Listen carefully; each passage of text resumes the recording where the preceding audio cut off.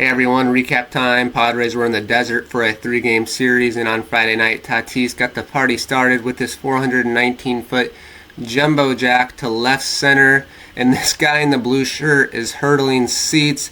This girl is holding onto the wall for dear life for some reason.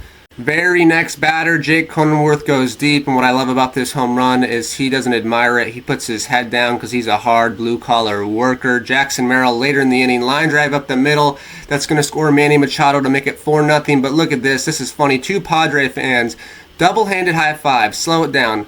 Double hands. Jackson Merrill says, money, money, heart.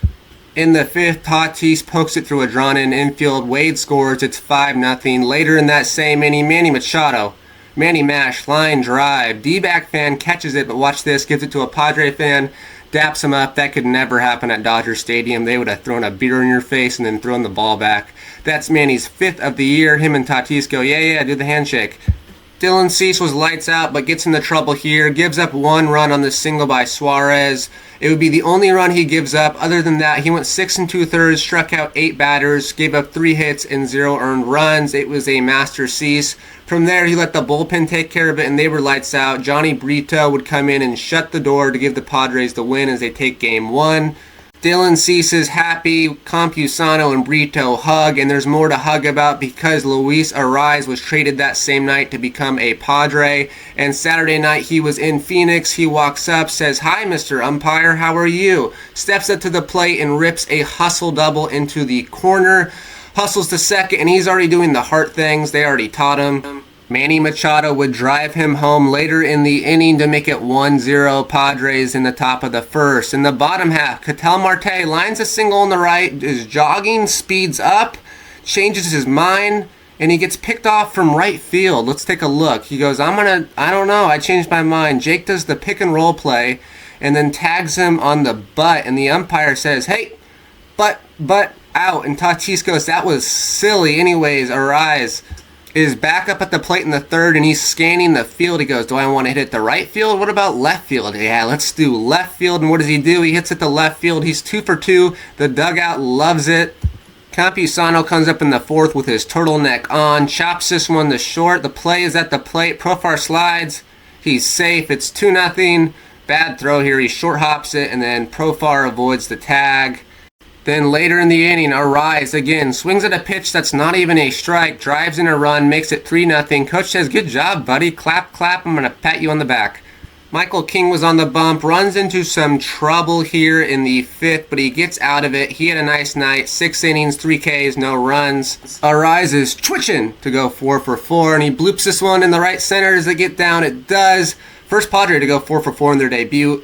This will get that party started in the 7th. Manny Machado brings in 2 on this double up the T-Mobile sign in right center. Arraez comes home, and then Profar says, Jumbo Jack, you can get a free Jumbo Jack at a Jack in the Box tomorrow. Coach hits him kind of hard on the back there. Kind of weird. Might have hurt a little bit. Jackson Merrill gets in on the action next, drives in Bogarts to make it 8-0, and then Kim's going to come up, tighten his batting gloves, and say, another Jumbo Jack. Can we get more than one Jumbo Jack? Is that how the deal works? I don't think so. Talk to your local Jack in the Box representative. Luis Arraez is like, wow, this is pretty cool. Anyways, Luis Campusano is going to shake his bat a little bit to get the hits in the barrel, and he puts this one into the gap in right center. Jackson Merrill barrels home to make it 12-0. And then Ha-Seong Kim wants to make it a nice baker's dozen, grounds out, but a run scores. Was almost safe, but I guess he's out. Steven Kolek decided to do something funny. He goes, I'm going to throw my glove at the ball. That doesn't work, and I think that's against a rule maybe. D-backs get a run. The fans are like, let's go, but he decides, hey, I'm going to use my glove properly this time. And the Padres take Game 2. Everybody had a hit that was in the starting lineup, and Luis Arraez 4 for 6 in his Padre debut. But on Sunday, the Padres came out kind of flat. They must have gone and partied with Arraez last night at some of the clubs in Phoenix because they just didn't really have it today. Matt Waldron was on the bump, and he got lit up. Ketel Marte in the first puts it out into the cheap seats. Actually, those seats are fairly expensive. Those uniforms also are ugly. Does anyone else think that? Corbin Carroll lines this one up the middle. Runner's coming around to score. He says, slide, slide. He doesn't slide. That's not safe. Jackson Merrill says, I'm going to stand on business and put this one out into the seats. Did it go further than Marte's? I don't know. I'll have to look. He's like, yeah, coach, that's what's up. And he's like, man, that is what is up.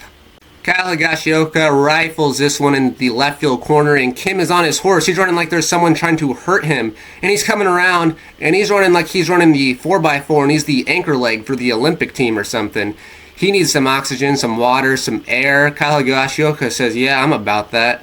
Also, Luis Arraez can hit, but apparently he can't field. This was also ruled a single for some reason. A run scores. It's 6-3. Jake McCarthy licks his mustache, and then Christian Walker. All right, at the T-Mobile sign, huge sponsorship opportunity for T-Mobile. They're getting a lot of visuals. He says, I need to take a deep breath after that because that was crazy. Matt Waldron was left to the Wolves, and Jake McCarthy and his mustache go, I'm going to drive in my teammate who also has facial hair. It's 7-4, and then he does whatever this is, samurai mustache. I'm cutting my mustache off. Christian Walker took some more deep breaths. Runner on third, and he's going to ground this one right at Manny. He dives, and what happens? Manny goes, oh, man. It's 8-4. He just kind of biffed it. I don't really know what happened there. That's unfortunate. Jock Peterson would take Brito deep, and he kind of pimps it here, but honestly, this maybe went about 8.5 feet over the fence, so he can just relax. Anyways, it's 10-4. And then in the fifth, ground ball. What is Luis Arraez doing? He can't play defense. Please put this man at DH and nowhere else. Some dude with the last name Ginkle comes in and gets the last out, and the Padres lose 11-4. They do take the series 2-1. They're in second place, 18-19. I guess we are allergic to being a 500 team, or at least over 500, but the player of the game, the metal worker of the series from the Western Metal Building was Tatis, 7-for-14, 3 RBIs, and a home run. The Padres have the Cubs coming up in Chicago, 3-game series, 4:40 the first 2 games, and then 11:20 the Wednesday day game, so you can watch that at work.